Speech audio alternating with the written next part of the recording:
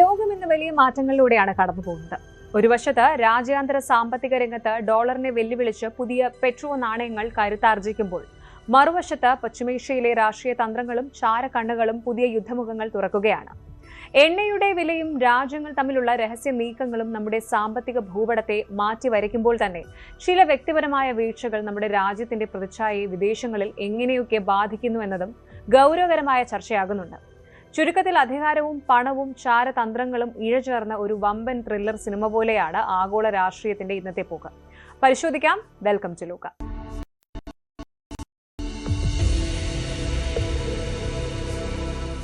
നിങ്ങൾ എപ്പോഴെങ്കിലും ചിന്തിച്ചിട്ടുണ്ടോ ലോകത്തിലെ ഏറ്റവും വില കൂടിയ കറൻസി ഏതാണ് എന്ന്? മിക്കവരും പറയും അത് അമേരിക്കൻ ഡോളറോ അല്ലെങ്കിൽ ബ്രിട്ടീഷ് പൗണ്ടോ മറ്റോ ആണെന്ന്. എന്നാൽ സത്യം അതല്ല. ലക്ഷക്കണക്കിന് മലയാളികൾ ഉൾപ്പെടെ ജോലി ചെയ്യുന്ന മധ്യപൂർവേഷ്യൻ രാജ്യങ്ങളിലാണ് ലോകത്തിലെ ഏറ്റവും പവർഫുൾ ആയിട്ടുള്ള കറൻസീസ് ഉള്ളത്. ഈ വൈരുദ്ധ്യം ശരിക്കും കൗതുകകരമാണ്. അമേരിക്കൻ ഡോളറോ ബ്രിട്ടീഷ് പൗണ്ടോ അല്ല ലോകത്തിലെ ഏറ്റവും വിലയേറിയ നാണയമെന്ന സത്യം അന്താരാഷ്ട്ര വിപണിയിലെ എണ്ണയുടെ സ്വാധീനത്തെയാണ് അടിവരയിടുന്നത്. കുവൈറ്റ് ദിനാർ പട്ടികയിൽ ഒന്നാമത് നിൽക്കുമ്പോൾ അതിന് തൊട്ടു പിന്നാലെ ബഹ്റൈൻ ദിനാറും ഒമാനി റിയാലും ജോർദാനിയൻ ദിനാറും സ്ഥാനം പിടിച്ചിരിക്കുന്നു. ഈ രാജ്യങ്ങളെല്ലാം തന്നെ തങ്ങളുടെ സമ്പദ് വ്യവസ്ഥയെ എണ്ണയുമായും ആഗോള വിപണിയുമായും എത്രത്തോളം ആഴത്തിൽ ബന്ധിപ്പിച്ചിരിക്കുന്നു എന്നതിന്റെ തെളിവാണ് ഈ ഒരു കരുത്ത്. ശരിക്കും ഒരു വശത്ത് ലോകത്തിലെ ഏറ്റവും വില കൂടിയ കറൻസിയായ കുവൈറ്റ് ദിനാർ തന്റെ സിംഹാസനം നിലനിർത്തുന്നു.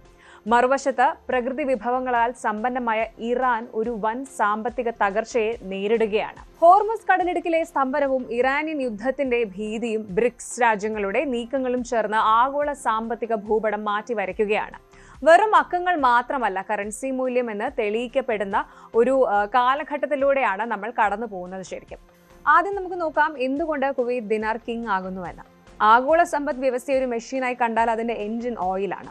അതുകൊണ്ട് തന്നെയാണ് കുവൈറ്റ് ദിനാർ ഇന്നും ലോകത്തിലെ നമ്പർ 1 കറൻസിയായി തുടരുന്നത്. 2026 ഏപ്രിലിലെ വിനിമയ നിരക്ക് പ്രകാരം ഒരു കുവൈറ്റ് ദിനാർ ലഭിക്കാനായിട്ട് ഏകദേശം $3.25 നൽകണം. എങ്ങനെയാണ് ഈ കുഞ്ഞു രാജ്യം ഇത്രയും പവർഫുൾ ആയത്? ഇതിന്റെ പിന്നിൽ ഒളിച്ചിരിക്കുന്ന രഹസ്യം ഓയിൽ ആൻഡ് കറൻസി പെഗിംഗ് ആണ്. കുവൈറ്റ് തങ്ങളുടെ വരുമാനത്തിന്റെ സിംഹഭാഗവും എണ്ണയിലൂടെയാണ് കണ്ടെത്തുന്നത്. കുവൈറ്റ് തങ്ങളുടെ കറൻസിയെ ഡോളറിൽ മാത്രം തളച്ചിട്ടിട്ടില്ല, മറിച്ച് ലോകത്തെ പ്രമുഖ കറൻസികളുടെ ഒരു കൂട്ടവുമായി, അതായത് കറൻസി ബാസ്ക്കറ്റ് എന്ന് പറയും, ഇതുമായിട്ട് ബന്ധിപ്പിച്ചിരിക്കുകയാണ്. അതായത് ലോകത്തെ പ്രമുഖ നാണയങ്ങളുടെ ഒരു മിശ്രിതം. ഇത് വിപണിയിലെ ചാഞ്ചാട്ടങ്ങളിൽ നിന്ന് ദിനാറിനെ ഒരു ഷോക്ക് അബ്സോർബറിനെ പോലെ സംരക്ഷിക്കുന്നു. ഇത് ഡോളറിൽ ഉണ്ടാകുന്ന ചാഞ്ചാട്ടങ്ങൾ കുവൈറ്റിനെ ബാധിക്കാതിരിക്കാൻ സഹായിക്കുന്നു. ബഹ്റൈൻ ദിനാറും ഒമാനി റിയാലും തൊട്ടു പിന്നാലെ നിൽക്കുന്നതും ഇതേ എണ്ണക്കരുത്തിൽ തന്നെയാണ്. പക്ഷേ ഈ കരുത്ത് കൊണ്ട് ലോകത്ത് എവിടെയും സാധനങ്ങൾ വാങ്ങാൻ കഴിയില്ല എന്നത് മറ്റൊരു സത്യം. ഡോളർ ഇപ്പോഴും ഗ്ലോബൽ റിസർവ് കറൻസിയായി തുടരുന്നതിന്റെ കാരണവും അത് തന്നെയാണ്. ഇനി നമുക്ക് നാണയ പട്ടികയുടെ ഏറ്റവും താഴെയുള്ള ഇറാനിലേക്ക് നോക്കാം. പട്ടികയുടെ മറുവശത്ത് 2026 ഇറാൻ നേരിടുന്നത് ഭീകരമായ അവസ്ഥയാണ്. ലോകത്തിലെ ഏറ്റവും വലിയ ഊർജ്ജ നിക്ഷേപങ്ങളിൽ ഒന്ന് കൈവശമുണ്ടായിട്ടും ഇറാനിയൻ റിയാൽ ഏറ്റവും ദുർബലമായ കറൻസിയായി തുടരുന്നു. ഇതിന് കാരണം സാമ്പത്തിക നയങ്ങളെക്കാൾ കൂടുതൽ ജിയോ പൊളിറ്റിക്സ് ആണ്. 2026 ഫെബ്രുവരിയിൽ ആരംഭിച്ച ഇറാൻ യുദ്ധവും അമേരിക്ക ഇസ്രായേൽ സംയുക്ത സൈനിക നീക്കങ്ങളും ഇറാന്റെ സാമ്പത്തിക അടിത്തറ തകർത്തു. ഉപരോധങ്ങൾ മൂലം എണ്ണ വിൽക്കാൻ കഴിയാത്തതും അന്താരാഷ്ട്ര ബാങ്കിംഗ് ശൃംഖലയായ സ്വിഫ്റ്റിൽ നിന്നുള്ള പുറത്താക്കലും റിയാലിനെ വെറും കടലാസതുണ്ടാക്കി മാറ്റുകയായിരുന്നു. യുദ്ധം കാരണം ഇറാന്റെ സമ്പദ് വ്യവസ്ഥ ഈ വർഷം 10% ചുരുങ്ങുമെന്നാണ് റിപ്പോർട്ടുകൾ സൂചിപ്പിക്കുന്നത്. ഒരു കറൻസിയുടെ മൂല്യം ആ രാജ്യത്തിന്റെ സൈനികവും രാഷ്ട്രീയവുമായ സുരക്ഷിതത്വവുമായി എത്രത്തോളം ബന്ധപ്പെട്ടിരിക്കുന്നു എന്നതിന് ഇതിലും വലിയ ഉദാഹരണം വേറെയില്ല. കറൻസിയുടെ മൂല്യം ഇടിഞ്ഞതോടെ ഇറാനിലെ പണപ്പെരുപ്പം ആകാശത്തോളം ഉയർന്നു. ലോകത്തിന്റെ ഊർജ്ജ ഞരമ്പ് എന്ന് വിശേഷിപ്പിക്കപ്പെടുന്ന ഹോർമുസ് കടലിടുക്കിനെ കുറിച്ച് പരാമർശിക്കാതെ ഇറാനിന്റെ സാമ്പത്തിക അവസ്ഥയോ ആഗോള എണ്ണ വിപണിയെയോ പൂർണ്ണമാകില്ല. ഇനി ലോകത്തിന്റെ ഊർജ്ജ ഞരമ്പ് എന്ന് വിശേഷിപ്പിക്കപ്പെടുന്ന ഹോർമുസ് കടലിടുക്കിനെ കുറിച്ച് പരാമർശിക്കാതെ ഇറാന്റെ സാമ്പത്തിക അവസ്ഥയെക്കുറിച്ചോ ആഗോള എണ്ണ വിപണിയെക്കുറിച്ചോ പറഞ്ഞു പൂർണ്ണമാകില്ല. ഒമാനും ഇറാനും ഇടയിലുള്ള ഒരു ഇടുങ്ങിയ ജലപാതയിലൂടെയാണ് ലോകത്ത് ഉൽപ്പാദിപ്പിക്കപ്പെടുന്ന എണ്ണയുടെ ഏകദേശം 20% കടന്നു പോകുന്നത്. ഈ പാതയിലുണ്ടാകുന്ന ചെറിയൊരു അസ്ഥിരത പോലും ആഗോള എണ്ണ വില കുതിച്ചുയരാൻ കാരണമാകും. ഇറാന്റെ മേൽ സമ്മർദ്ദം കൂടുമ്പോൾ ഹോർമുസ് കടലിടുക്ക് അടച്ചുപൂട്ടുമെന്ന ഭീഷണി അവർ പലപ്പോഴും ഉയർത്താറുണ്ട്. ഇത് കേവലം ഒരു ഭീഷണിയല്ല, മറിച്ച് ആഗോള സമ്പദ് വ്യവസ്ഥയുടെ കഴുത്തിന് പിടിക്കുന്നതിന് തുല്യമാണ്. എണ്ണവില കൂടുമ്പോൾ അത് ഡോളറിന്റെ മൂല്യത്തെയും മറ്റ് ശക്തമായ കറൻസികളെയും ബാധിക്കും. വിതരണ ശൃംഖല തടസ്സപ്പെടുന്നത് ഇന്ത്യയെയും ചൈനയും പോലുള്ള വമ്പൻ ഇറക്കുമതി രാജ്യങ്ങളെയും സംബന്ധിച്ച് വലിയ പ്രതിസന്ധിയാണ് സൃഷ്ടിക്കുന്നത്. അതുകൊണ്ട് തന്നെ ഹോർമുസ് കടലിടുക്കിലെ സുരക്ഷ എന്നത് വെറും ഒരു പ്രാദേശിക വിഷയമല്ല, മറിച്ച് ആഗോള വിനിമയ വിപണിയുടെ സ്ഥിരതയുമായി നേരിട്ട് ബന്ധപ്പെട്ട ഒന്നാണ്. ഇനി ഈ പ്രതിസന്ധികൾക്കിടയിലും ഇന്ത്യയും ചൈനയും തങ്ങളുടെ തന്ത്രങ്ങൾ മെനയുകയാണ്. ഇവിടെയാണ് ചൈനയുടെയും ഇന്ത്യയുടെയും സാമ്പത്തിക താൽപര്യങ്ങൾ പ്രസക്തമാകുന്നത്. ലോകത്തിലെ ഏറ്റവും വലിയ എണ്ണ ഇറക്കുമതി രാജ്യമായ ചൈനയും മൂന്നാമത്തെ വലിയ ഉപഭോക്താവായ ഇന്ത്യയും എണ്ണ വിപണിയിലെ തങ്ങളുടെ സ്വാധീനം വർദ്ധിപ്പിക്കാനുള്ള ശ്രമത്തിലാണ്. അമേരിക്കൻ ഡോളറിന്റെ അപ്രമാദിത്വം കുറയ്ക്കാൻ ലക്ഷ്യമിട്ടുള്ള ഡീഡോളറൈസേഷൻ നീക്കങ്ങൾ 2026 സജീവമാണ്. ചൈന പെട്രോ യുവാൻ എന്ന ആശയം ശക്തമായി മുന്നോട്ട് കൊണ്ടുവെക്കുന്നുണ്ട്. സൗദി അറേബ്യ ഉൾപ്പെടെയുള്ള ഗൾഫ് രാജ്യങ്ങളുമായുള്ള എണ്ണ വ്യാപാരം ഡോളറിന് പകരം ചൈനീസ് യുവാനിൽ നടത്തുന്ന നീക്കങ്ങൾ ആഗോള വിനിമയ വിപണിയിൽ വലിയ ചലനങ്ങൾ ഉണ്ടാക്കുന്നുണ്ട്. ഇത് വരും കാലങ്ങളിൽ ഡോളറിന്റെ ശക്തി കുറയ്ക്കാനും യുവാനെ ഒരു ആഗോള ശക്തിയാക്കി മാറ്റാനും സഹായിച്ചേക്കാം. ചൈനയെ സംബന്ധിച്ചിടത്തോളം ഇറാന്റെ എണ്ണ കുറഞ്ഞ നിരക്കിൽ ലഭിക്കുന്നത് അവരുടെ ഊർജ്ജ സുരക്ഷയ്ക്ക് വളരെ ഇമ്പോർട്ടന്റ് ആണ്. അതുകൊണ്ട് തന്നെ ഉപരോധങ്ങളെ മറികടക്കാനും ഇറാനുമായി സാമ്പത്തിക ബന്ധം തുടരാനും ചൈന താല്പര്യപ്പെടുന്നുമുണ്ട്. ഇന്ത്യയുടെ നിലപാടും ഈ വിഷയത്തിൽ സമാനവും എന്നാൽ തന്ത്രപരവുമാണ്. ഊർജ്ജ ആവശ്യങ്ങൾക്കായി മധ്യപൂർവേഷ്യയെ വളരെയധികം ആശ്രയിക്കുന്ന ഇന്ത്യ റഷ്യയിൽ നിന്നും ഇറാനിൽ നിന്നും എണ്ണ വാങ്ങുന്നതിനായിട്ട് സ്വന്തം കറൻസിയായ രൂപയിൽ ഇടപാട് നടത്താനുള്ള സാധ്യതകൾ തേടുന്നുണ്ട്. ഡീഡോളറൈസേഷൻ അഥവാ ഡോളറിനെ ഒഴിവാക്കിയുള്ള വ്യാപാരം എന്ന ലക്ഷ്യം ഇന്ത്യക്കും ചൈനയ്ക്കും ഒരുപോലെ പ്രധാനമാണ്. ഇറാനിലെ ചബഹാർ തുറമുഖ വികസനത്തിൽ ഇന്ത്യ നിക്ഷേപം നടത്തുന്നത് അഫ്ഗാനിസ്ഥാനിലേക്കും അതുപോലെ മധ്യേഷ്യയിലേക്കും എളുപ്പത്തിൽ പ്രവേശനം ലഭിക്കാനാണ്. ഇത് ഇറാനുമായുള്ള ഇന്ത്യയുടെ സാമ്പത്തിക ബന്ധത്തെ കൂടുതൽ ദൃഢമാക്കുന്നു. എണ്ണവിലയിൽ ഉണ്ടാകുന്ന നേരിയ വർധനവ് പോലും ഇന്ത്യൻ രൂപയുടെ മൂല്യത്തെ ഇടിപ്പിക്കുകയും അതുപോലെ തന്നെ രാജ്യത്തെ കറന്റ് അക്കൗണ്ട് കമ്മി വർദ്ധിപ്പിക്കുകയും ചെയ്യും. എന്നതിനാൽ ഹോർമുസ് കടലിടുക്കിലെ സമാധാനവും എണ്ണ വിതരണത്തിലെ കൃത്യതയും ഇന്ത്യയെ സംബന്ധിച്ച് അതീവ പ്രാധാന്യമുള്ള ഒന്നാണ്. ആഗോളതലത്തിൽ ഏറ്റവും ശക്തമായ കറൻസികൾ എന്നറിയപ്പെടുന്ന കുവൈറ്റ് ദിനാറോ, പൗണ്ടോ, യൂറോയോ ആകട്ടെ, അവയുടെ എല്ലാ മൂല്യം ഇന്ന് വിതരണ ശൃംഖലകളിലെ സുതാര്യതയുമായി ബന്ധപ്പെട്ടിരിക്കുന്നു. സാങ്കേതിക വിദ്യയുടെ വളർച്ചയും ഡിജിറ്റൽ കറൻസികളുടെ വരവും വിനിമയ വിപണിയെ മാറ്റിമറിക്കുമ്പോഴും എണ്ണ എന്ന ഇന്ധനത്തിന്റെ പ്രാധാന്യം കുറയുന്നില്ല. ഗ്രീൻ എനർജിയിലേക്ക് ലോകം മാറാൻ ശ്രമിക്കുന്നുണ്ടെങ്കിലും അടുത്ത കുറച്ച് ദശകങ്ങളിലെങ്കിലും എണ്ണ ഉൽപ്പാദിപ്പിക്കുന്ന രാജ്യങ്ങളുടെ കറൻസികൾ കരുത്തുറ്റതായി തുടരുമെന്നതാണ് സത്യം. എന്നാൽ വിഭവ സമൃദ്ധി മാത്രം ഒരു കറൻസിയെ രക്ഷിക്കില്ല എന്നതിന്റെ ഉദാഹരണമായി ഇറാൻ നിലനിൽക്കുന്നു. സുസ്ഥിരമായ രാഷ്ട്രീയ സാഹചര്യവും മികച്ച സാമ്പത്തിക നയങ്ങളും അന്താരാഷ്ട്ര ബന്ധങ്ങളും ഉണ്ടെങ്കിൽ മാത്രമേ ഒരു രാജ്യത്തിന്റെ നാണയത്തിന് ആഗോള വിപണിയിൽ മാന്യമായ സ്ഥാനം ലഭിക്കുകയുള്ളൂ. ലോകത്തെ ഭൂരിഭാഗം എണ്ണ ഉൽപ്പാദിപ്പിക്കുന്ന രാജ്യങ്ങളും ഈ കൂട്ടായ്മയുടെ ഭാഗമാകുന്നതോടെ ഡോളർ ഒരു വൻ വെല്ലുവിളി നേരിടുമെന്നുറപ്പാണ്. ഇത് ലോകത്തെ ഒരു മൾട്ടി പോളാർ കറൻസി സിസ്റ്റത്തിലേക്ക് നയിക്കുമെന്ന കാര്യത്തിൽ സംശയമില്ല. അതായത് ലോകത്ത് ഇനി ഒരു കറൻസി മാത്രം വാഴില്ല, മറിച്ച് യുവാനും രൂപയും ദിനാറും എല്ലാം തുല്യ പ്രാധാന്യത്തോടെ വിനിമയം ചെയ്യപ്പെടും. ഇതിന്റെ മുന്നോടിയായിട്ടാണ് ബ്രിക്സ് രാജ്യങ്ങളുടെ കൂട്ടായ്മയും സ്വന്തം കറൻസി എന്ന ആശയവും ചർച്ച ചെയ്യപ്പെടുന്നത്. എണ്ണ വിപണിയിലെ തർക്കങ്ങളും ഹോർമുസ് കടലിടുക്കിലെ അസ്വസ്ഥതകളും തുടരുമ്പോഴും സാമ്പത്തിക ശക്തികൾ തങ്ങളുടെ കറൻസികളെ സംരക്ഷിക്കാനുള്ള പുതിയ തന്ത്രങ്ങൾ മെനയുകയാണ്. ചുരുക്കി പറഞ്ഞാൽ കറൻസി വിപണിയിലെ ഈ ഒരു യുദ്ധം വെറും ലാഭനഷ്ടങ്ങളുടെ കണക്കല്ല. ഇത് ലോകത്തിന്റെ അധികാര സമവാക്യങ്ങൾ മാറ്റിമറിക്കുന്ന പോരാട്ടം തന്നെയാണ്. കുവൈറ്റ് ദിനാറിന്റെ കരുത്തും ഇറാന്റെ റിയാലിന്റെ തകർച്ചയും നമുക്ക് മുന്നറിയിപ്പ് നൽകുന്നത് ഒന്നു മാത്രം: പ്രകൃതി വിഭവങ്ങൾ മാത്രം പോരാ, അവ കാത്തു സൂക്ഷിക്കാൻ സുസ്ഥിരമായ രാഷ്ട്രീയ സാഹചര്യവും മികച്ച നയതന്ത്രവും അനിവാര്യമാണ്. ഗ്രീൻ എനർജിയിലേക്ക് ലോകം മാറാൻ ശ്രമിക്കുന്നുണ്ടെങ്കിലും ഇന്നും നാളെയും ഭൂമിക്കടിയിലെ എണ്ണ തന്നെയാകും ആഗോള കറൻസികളുടെ ഭാവി നിശ്ചയിക്കുന്നത്.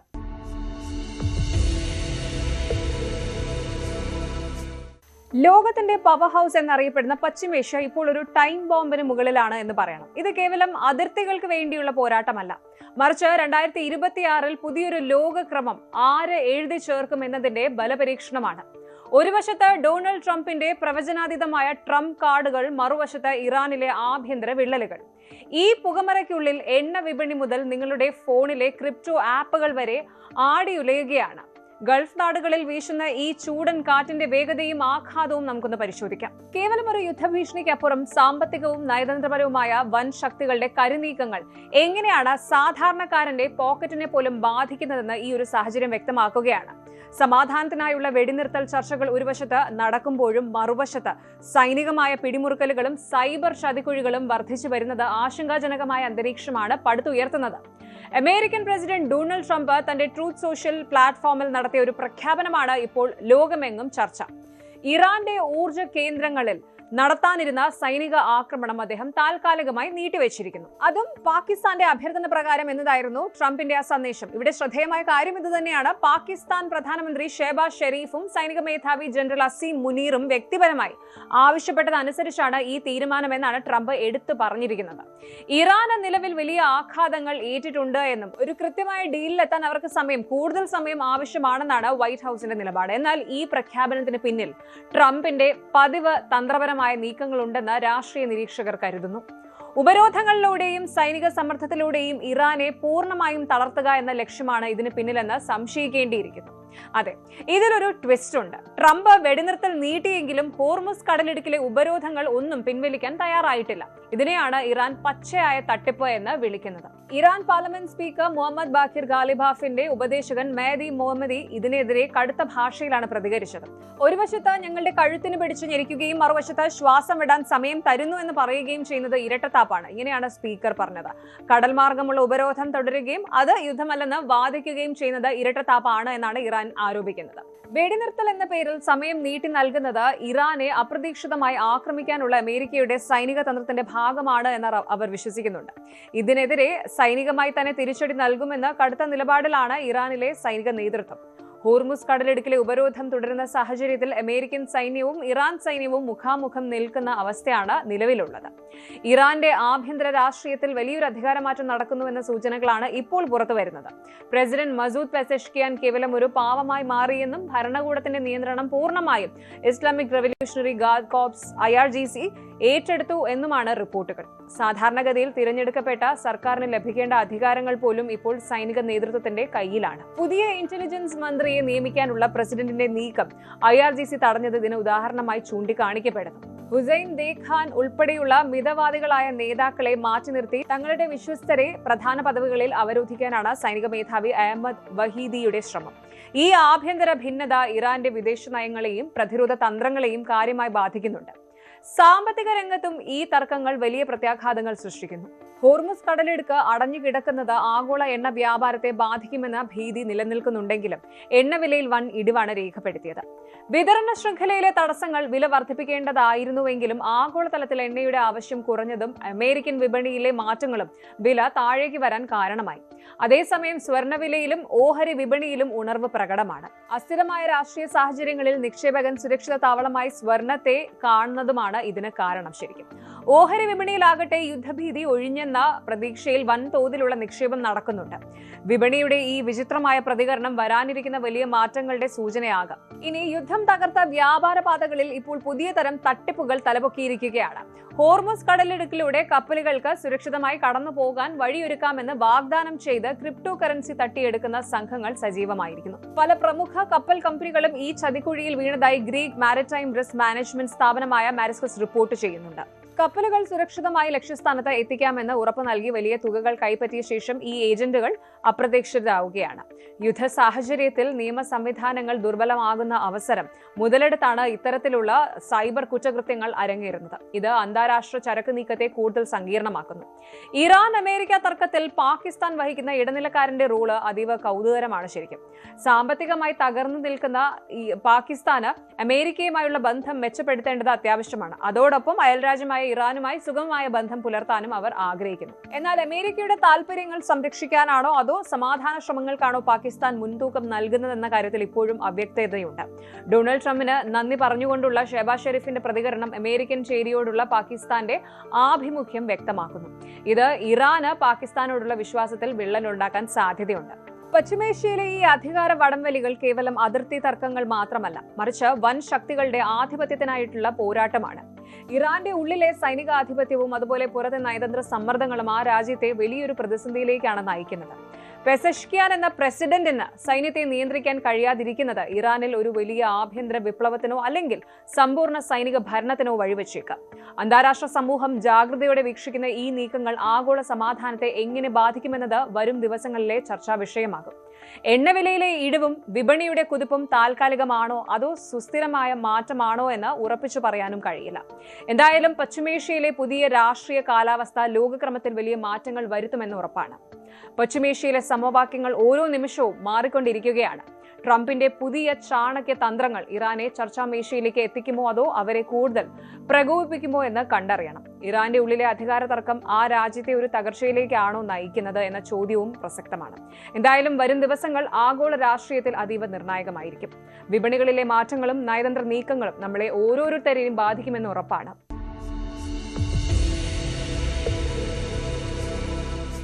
നമ്മൾ സിനിമകളിൽ മാത്രം കണ്ടിട്ടുള്ള ജെയിംസ് ബോണ്ട് കഥകളെ പോലും വെല്ലുന്ന ഒരു റിയൽ ലൈഫ് സ്പൈ ത്രില്ലർ നമ്മുടെ കൺമുന്നിൽ അനാവരണം ചെയ്യപ്പെടുകയാണ്. സ്ഥലം ഇറ്റലിയിലെ മനോഹരമായ ലേക്ക് മാഗിയോറെ. 2023 മെയ് മാസം അവിടെ ഒരു ടൂറിസ്റ്റ് ബോട്ട് മറിയുന്നു. കുറച്ചുപേർ മരിക്കുന്നു. ലോകം അതൊരു സ്വാഭാവികമായ അപകടമായി കണ്ടു. എന്നാൽ 3 വർഷങ്ങൾക്കിപ്പുറം, അതായത് ഇന്ന് 2026 ഏപ്രിലിൽ ഇസ്രായേലിലെ ചാരസംഘടനയായ മൊസാദിന്റെ ചീഫ് ഡേവിഡ് ബാർണിയ ഒരു വെളിപ്പെടുത്തൽ നടത്തിയിരിക്കുകയാണ്. ആ അപകടത്തിൽ മരിച്ചവരിൽ ഒരാൾ വെറുമൊരു ടൂറിസ്റ്റ് അല്ല, മറിച്ച് ഇറാനെതിരെയുള്ള ഇസ്രായേലിന്റെ വലിയ യുദ്ധതന്ത്രങ്ങൾക്ക് അടിത്തറയിട്ട മൊസാദിന്റെ ഏറ്റവും കരുത്തുറ്റ ഒരു ഏജന്റ് ആയിരുന്നു. ഏജന്റ് എം എന്ന് ബാർണിയ വിശേഷിപ്പിച്ച ഈ വ്യക്തി ആരാണ്? ഇറ്റലിയിലെ ആ തടാകത്തിൽ അന്ന് സത്യത്തിൽ എന്താണ് സംഭവിച്ചത്? ഇറാൻ ഇസ്രായേൽ യുദ്ധത്തിന്റെ ഗതി മാറ്റിയ ആ ഇറ്റാലിയൻ കണക്ഷൻ എന്താണ്? പരിശോധിക്കാം. ആദ്യം നമുക്ക് ഈ സംഭവത്തിന്റെ പശ്ചാത്തലം ഒന്ന് നോക്കാം. 2026 ഏപ്രിൽ 21 ഇസ്രായേലിലെ മെമ്മോറിയൽ ഡേ ചടങ്ങിലാണ് മൊസാദ് തലവൻ ഡേവിഡ് ബാർണിയ ആ ഒരു ഞെട്ടിക്കുന്ന പ്രസ്താവന നടത്തിയത്. ഇസ്രായേലിന്റെ ഓപ്പറേഷൻ റൂറിംഗ് ലയൺ എന്ന ഇറാൻ വിരുദ്ധ ദൌത്യത്തിന് പിന്നിൽ പ്രവർത്തിച്ച ഇസ്രായേലിന് പുറത്തുവച്ച് കൊല്ലപ്പെട്ട ഏജന്റ് എമ്മിനെ കുറിച്ച് അദ്ദേഹം വികാരാധീതനായി സംസാരിച്ചു. ബാർണിയ പറഞ്ഞത് ഇങ്ങനെയാണ്: എം നയിച്ച ദൌത്യങ്ങൾ ക്രിയേറ്റിവിറ്റിയും ബുദ്ധിയും അത്യാധുനിക സാങ്കേതിക വിദ്യയും ചേർന്നതായിരുന്നു. ഇറാനെതിരെയുള്ള നമ്മുടെ നീക്കങ്ങളുടെ വിജയത്തിന് പിന്നിൽ അദ്ദേഹത്തിന് വലിയ പങ്കുണ്ട്. ഇവിടെയാണ് ട്വിസ്റ്റ്. ബാർണിയ ആ ഏജന്റിന്റെ പേരോ സ്ഥലമോ വെളിപ്പെടുത്തിയിട്ടില്ല എങ്കിലും ഇസ്രായേൽ മാധ്യമങ്ങളും അന്താരാഷ്ട്ര മാധ്യമങ്ങളും ഈ ലിങ്ക് കൃത്യമായി പിടിച്ചെടുത്തു. ഇത് 2023 മെയ് 28 ഇറ്റലിയിലെ ലേക്ക് മാഗിയോറയിൽ ബോട്ട് അപകടത്തിൽ മരിച്ച എറസ് ഷിമോണി എന്ന മൊസാദ് ഏജന്റ് തന്നെയാണ്. അന്നത്തെ ആ അപകടത്തിൽ 4 പേരാണ് മരിച്ചത്. അതിൽ ഷിമോണിയെ കൂടാതെ 2 ഇറ്റാലിയൻ ഇന്റലിജൻസ് ഉദ്യോഗസ്ഥരും ബോട്ട് ക്യാപ്റ്റന്റെ ഭാര്യയായ ഒരു റഷ്യൻ യുവതിയും ഉൾപ്പെട്ടിരുന്നു. ഇനി നമുക്ക് ആ ദിവസത്തിലേക്ക് ഒന്ന് തിരിച്ചു പോകാം. ഗോഡൂറിയ എന്ന ബോട്ടിലായിരുന്നു ഇവർ യാത്ര ചെയ്തിരുന്നത്. വെറും ഒരു ബർത്ത്ഡേ പാർട്ടി ആഘോഷിക്കാൻ ഇറങ്ങിയ ടൂറിസ്റ്റുകൾ എന്നാണ് ഇവർ ലോകത്തോട് പറഞ്ഞിരുന്നത്. എന്നാൽ സത്യം അതായിരുന്നില്ല. ആ ബോട്ടിലുണ്ടായിരുന്ന 23 പേരിൽ 19 പേരും ഇന്റലിജൻസ് ഏജന്റ്മാരായിരുന്നു. 13 പേർ മൊസാദിൽ നിന്നും, ബാക്കി ഇറ്റാലിയൻ രഹസ്യാന്വേഷണ വിഭാഗത്തിൽ നിന്നും. ഇത്രയധികം സ്പൈകൾ ഒരേ സ്ഥലത്ത് എന്തിനു ഒത്തുകൂടി? അവിടെയാണ് ഇറ്റാലിയൻ കണക്ഷൻ വരുന്നത്. ഇറാൻ തങ്ങളുടെ ഡ്രോൺ സാങ്കേതിക വിദ്യയും മിസൈൽ പാർട്സുകളും യൂറോപ്പിലേക്ക് കടത്തുന്നത് ഇത് തടയാനുള്ള ഒരു ജോയിന്റ് ഓപ്പറേഷൻ ഡിസ്കസ് ചെയ്യാനായിരുന്നു ആ മീറ്റിംഗ് എന്ന് റിപ്പോർട്ടുകൾ പറയുന്നു. സ്വിസ് ബോർഡറിനടുത്തുള്ള ഈ തടാകത്തിന് സമീപം ഇറാനുമായി ബിസിനസ് ബന്ധമുള്ള റഷ്യൻ ഒളിഗാർക്കുകൾ താമസിക്കുന്നുണ്ട്. അവരെ നിരീക്ഷിക്കുക എന്നതായിരുന്നു ഇവരുടെ പ്രധാന ലക്ഷ്യം. ഇപ്പോൾ 2026 നമ്മൾ നിൽക്കുമ്പോൾ മധ്യപൂർവേഷ്യയിലെ സാഹചര്യം വളരെ കടുത്തതാണ്. ഇറാനും ഇസ്രായേലും നേരിട്ടുള്ളൊരു യുദ്ധത്തിന്റെ വക്കിലാണ്. ഇസ്രായേൽ ലെബനനിലെ ഹിസ്ബുള്ളയ്ക്കെതിരെ കടുത്ത ആക്രമണം നടത്തുന്നതും ഇറാൻ ഹോർമുസ് കടലിടുക്ക് അടച്ചതുമെല്ലാം നമ്മൾ കാണുന്നുണ്ട്. ഈ സാഹചര്യത്തിൽ മൊസാദ് ചീഫ് എന്തിനാണ് ഈ പഴയ മരണം ഇപ്പോൾ ഓർത്തെടുത്തത്? അതിന്റെ ഉത്തരം സൈക്കോളജിക്കൽ വാർഫെയർ എന്നാണ്. ഇറാനോട് ഇസ്രായേൽ പറയാതെ പറയുന്നത് ഇതാണ്: നിങ്ങളുടെ ഏറ്റവും വലിയ സീക്രട്ടുകൾ ചോർത്താൻ ഞങ്ങൾ വർഷങ്ങൾക്ക് മുൻപേ നിങ്ങളുടെ തൊട്ടടുത്ത് എത്തിയിരുന്നു.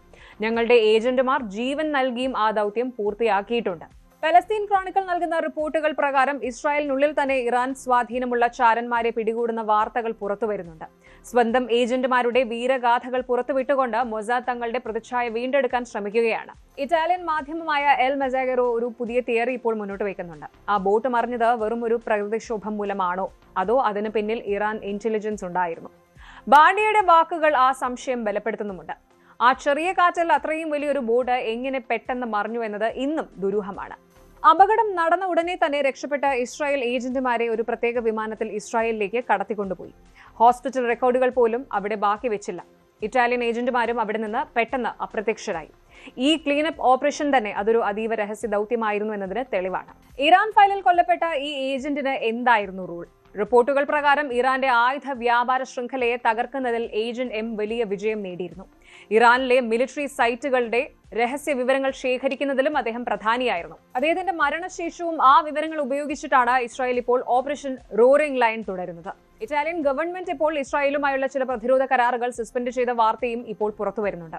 സ്വന്തം മണ്ണിൽ വിദേശചാരന്മാർ വന്ന് ഓപ്പറേഷൻ നടത്തുന്നത് ഇറ്റാലിയൻ പ്രധാനമന്ത്രി ജോർജിയ മെലണിയെ ചൊടിപ്പിച്ചിട്ടുണ്ട്. ഇത് യൂറോപ്പും ഇസ്രായേലും തമ്മിലുള്ള ഡിപ്ലോമാറ്റിക് ബന്ധങ്ങളെയും ബാധിച്ചിരിക്കുകയാണ് എന്ന് മനസ്സിലാകുന്നു. അപ്പോൾ ഇതിൽ നമ്മൾ ശ്രദ്ധിക്കേണ്ട ഒരു കാര്യമുണ്ട്. ചാരപ്രവർത്തികളുടെ അല്ലെങ്കിൽ സ്പൈകളുടെ ലോകം വളരെ ഇരുണ്ടതാണ്. ഇവിടെ സൗഹൃദങ്ങളില്ല, സ്ഥിരമായ ശത്രുക്കളില്ല. ഇറ്റലിയും ഇസ്രായേലും ഒന്നിച്ച് ഒരു മിഷൻ നടത്തി. പക്ഷെ അപകടമുണ്ടായപ്പോൾ ഓരോരുത്തരും അവരവരുടെ താല്പര്യങ്ങൾ സംരക്ഷിച്ചു. കൊല്ലപ്പെട്ട ഷിമോണിയെ ഇസ്രായേലിൽ ഒരു ഹീറോയെ അടക്കം ചെയ്തു. എന്നാൽ അദ്ദേഹത്തിന്റെ പേര് പോലും ഔദ്യോഗികമായി പുറത്തുവിടാൻ വർഷങ്ങളെടുത്തു. ഇതാണ് ഒരു സ്പൈയുടെ ജീവിതം. അവർ നിശബ്ദമായി പ്രവർത്തിക്കുന്നു, നിശബ്ദമായി മരിക്കുന്നു. അപ്പോൾ ലേക്ക് മാഗിയോറയിലെ ആ ശാന്തമായ വെള്ളത്തിനടിയിൽ ഇനിയും എത്ര രഹസ്യങ്ങൾ ഒളിഞ്ഞിരിപ്പുണ്ടാകാം? മൊസാഡ് ചീഫ് ഇപ്പോൾ ഈ വെളിപ്പെടുത്തൽ നടത്തിയത് ഒരു വലിയ യുദ്ധത്തിന്റെ മുന്നോടിയായിട്ടാണോ, അതോ വെറും ഒരു രാഷ്ട്രീയ നീക്കമാണോ? വരും ദിവസങ്ങളിൽ മിഡിൽ ഈസ്റ്റിൽ നിന്ന് കൂടുതൽ ഞെട്ടിക്കുന്ന വാർത്തകൾ നമുക്ക് പ്രതീക്ഷിക്കാം.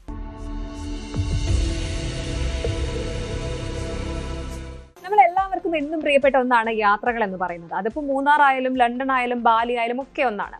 എന്നാൽ ലക്ഷങ്ങൾ മുടക്കി വിദേശത്ത് ടൂർ പോയിട്ട് തിരിച്ചു വരുമ്പോൾ അവിടുത്തെ ഹോട്ടലിലെ ചവിട്ടിയും പാത്രവും ഒക്കെ മോഷ്ടിച്ചു കൊണ്ടുവരുന്ന അവസ്ഥയെക്കുറിച്ച് ചിന്തിച്ചിട്ടുണ്ടോ? കേൾക്കുമ്പോൾ ചിരിവരുമെങ്കിലും സംഗതി സീരിയസ് ആണ്. ലോകത്തിന്റെ വിനോദസഞ്ചാര ഭൂപടത്തിലെ സ്വർഗമായ ബാലിയിലെ അസ്വാറ റിസോർട്ടിൽ നിന്ന് പുറത്തുവരുന്ന ദൃശ്യങ്ങൾ ഓരോ ഇന്ത്യക്കാരനെയും നാണം കെടുത്തുന്നതാണ്. അതിഥി ദേവോ ഭവ എന്ന് അഭിമാനത്തോടെ പറയുന്ന നമ്മുടെ നാടിന്റെ അന്തസ് വെറും ഒരു ഹെയർ ഡ്രയറിനും TV റിമോട്ടിനും വേണ്ടി ചിലർ പണയപ്പെടുത്തിയിരിക്കുകയാണ്. എന്താണ് യഥാർത്ഥത്തിൽ ഉബുദിലെ ആ ലക്ഷറി റിസോർട്ടിൽ നടന്നത്? പരിശോധിക്കാം. സംഭവം നടക്കുന്നത് 2026 ഏപ്രിലാണ്. ബാലിയിലെ അതിമനോഹരമായ ഉബുദിലുള്ള അസ്വാറ റിസോർട്ടിൽ 4 അംഗ ഇന്ത്യൻ സംഘം അവിടെ താമസിച്ചിരുന്നു. ചെക്ക്ഔട്ട് ചെയ്ത് ഇറങ്ങാൻ നേരത്താണ് റിസോർട്ട് അധികൃതർക്ക് എന്തോ പന്തികേട് തോന്നിയത്. ഹൗസ് കീപ്പിംഗ് സ്റ്റാഫ് മുറി പരിശോധിച്ചപ്പോൾ പല സാധനങ്ങളും കാണാനില്ല. തുടർന്ന് ലഗേജുകൾ പരിശോധിക്കണമെന്ന് ജീവനക്കാർ ആവശ്യപ്പെട്ടു. ആദ്യം അല്പം സീനാക്കാൻ നോക്കിയെങ്കിലും സ്റ്റാഫ് വിട്ടുകൊടുത്തില്ല. ഒടുവിൽ ബാഗ് തുറന്നപ്പോൾ കണ്ടത് ഞെട്ടിക്കുന്ന കാഴ്ചകളാണ്. സാധാരണ നമ്മൾ ഹോട്ടലുകളിൽ നിന്ന് എടുക്കുന്ന സോപ്പോ ഷാംപൂ ഒന്നുമല്ല അതിൽ കണ്ടത്. വിലപിടിപ്പുള്ള ഹാൻഡ് ടവലുകൾ, ലക്ഷറി കിമോണോ വസ്ത്രങ്ങൾ, hair dryer, TV remote control box, ceramic പാത്രങ്ങൾ. ഇതൊന്നും പോരാഞ്ഞിട്ട് ബാത്റൂമിൽ കിടന്ന ചവിട്ടി, ഡോർമാറ്റ് വരെ ആ മാന്യന്മാർ ബാഗിൽ തിരികെ കയറ്റിയിരുന്നു. സോഷ്യൽ മീഡിയയിൽ ഇപ്പോൾ വൈറലായിക്കൊണ്ടിരിക്കുന്ന ആ വീഡിയോ ചിലപ്പോൾ നിങ്ങളും കണ്ടിട്ടുണ്ടാകാം. റിസോർട്ട് ജീവനക്കാർ ബാഗിൽ നിന്ന് ഓരോന്നായി സാധനങ്ങൾ വലിച്ചെടുക്കുമ്പോൾ ആ ടൂറിസ്റ്റുകൾ പറയുന്നതും കേൾക്കാം, "I'll pay for it, I'm sorry." ഇവിടെയാണ് ആ ജീവനക്കാരൻ നൽകിയ മറുപടി നമ്മുടെ കരണ തടിക്കുന്നത് പോലെയാവുന്നത്.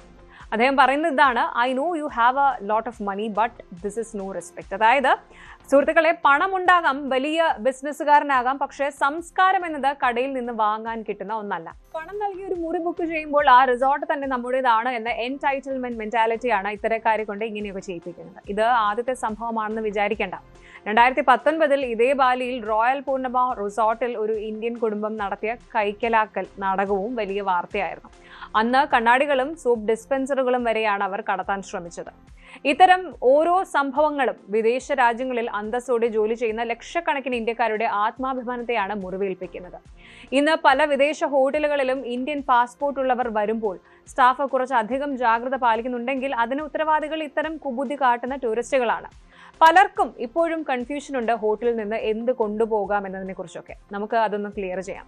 ആദ്യമായിട്ട് കൊണ്ടുപോകാവുന്ന എന്തൊക്കെയാണെന്ന് നോക്കാം. അത് കോംപ്ലിമെന്ററി ഐറ്റംസ് ആണ്. അതായത് ഉപയോഗിച്ച ടോയ്ലറ്ററീസ്, സോപ്പ് ഉണ്ട്, ഷാംപൂ ഉണ്ട്, മോയ്സ്ചറൈസർ പോലുള്ള കാര്യങ്ങൾ, പിന്നെ ഡിസ്പോസിബിൾ സ്ലിപ്പേഴ്സ്, റൂം സ്ലിപ്പേഴ്സ്, പിന്നെ ടീ കോഫി സാഷേസ്, അതുപോലെ ഈ ഷുഗറിന്റെ സാഷേസ് ഒക്കെ, പിന്നെ ഹോട്ടലിന്റെ ലോഗോ ഉള്ള പെന്നും പേപ്പർ പാഡും. ഇനി ഒരിക്കലും തൊടാൻ പാടില്ലാത്തവ, പ്രോപ്പർട്ടി ഓഫ് ദി ഹോട്ടൽ, അത് ടവലുണ്ട്, ബാത്റൂം ഉണ്ട്, അതുപോലെ ബെഡ്ഷീറ്റ്സ്, കുഷൻസ്, ഇലക്ട്രോണിക് ഉപകരണങ്ങൾ, ഹെയർ ഡ്രയർ, റിമോട്ട് കെറ്റിൽ പോലുള്ളവ, കട്ട്ലറി, സ്പൂൺ, പ്ലേറ്റ്, ഗ്ലാസുകളൊന്നും നമുക്ക് കൊണ്ടുപോകാൻ പറ്റില്ല. ഇക്കാലത്ത് മിക്കവാറും പ്രീമിയം സാധനങ്ങളിൽ RFID ടാഗുകൾ ഉണ്ടാകാം. നിങ്ങൾ ബാഗിൽ വെച്ചാൽ എയർപോർട്ടിലോ ഹോട്ടൽ ലോബിയിലോ വെച്ച് പണി കിട്ടുമെന്ന് ഉറപ്പാണ്. ഇന്തോനേഷ്യ ഇപ്പോൾ പഴയതുപോലെയല്ല. നിയമങ്ങൾ കുറച്ചധികം കടുപ്പമാണ്.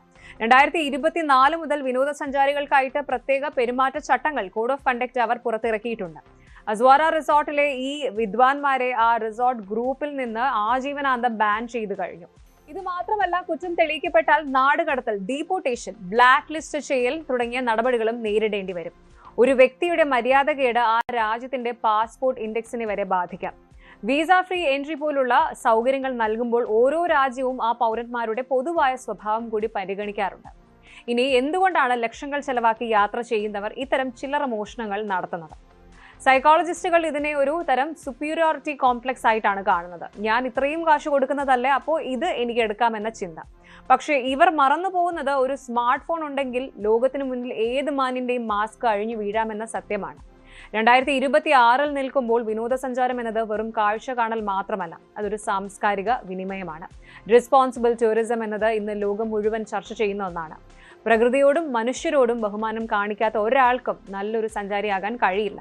ഇന്ത്യൻ വിദേശകാര്യ മന്ത്രാലയം ഇതിനോടകം തന്നെ വിദേശത്ത് പോകുന്നവർക്കായിട്ട് കർശനമായ മാർഗനിർദ്ദേശങ്ങൾ നൽകിയിട്ടുമുണ്ട്. അവസാനമായി ഒന്ന് മാത്രം പറയാം, നല്ല ഭക്ഷണം കഴിക്കാനും മനോഹരമായ സ്ഥലങ്ങളിൽ താമസിക്കാനും നമുക്ക് പണം കൊണ്ട് സാധിക്കും. എന്നാൽ മാന്യത എന്നത് നമ്മുടെ വീട്ടിൽ നിന്ന് പഠിക്കേണ്ട ഒന്നാണ്. ബാലിയിലെ ആ ജീവനക്കാരൻ പറഞ്ഞ വാക്കുകൾ ഓരോ ഇന്ത്യക്കാരന്റെയും കാതുകളിൽ മുഴങ്ങണം. പണമുണ്ടാകാം, പക്ഷെ മര്യാദയില്ല. ഈ ഒരു ദുഷ്പേര് മാറ്റിയെടുക്കാൻ ഇനിയുള്ള യാത്രകളിൽ നമുക്ക് കൂടുതൽ ജാഗ്രത പാലിക്കാം.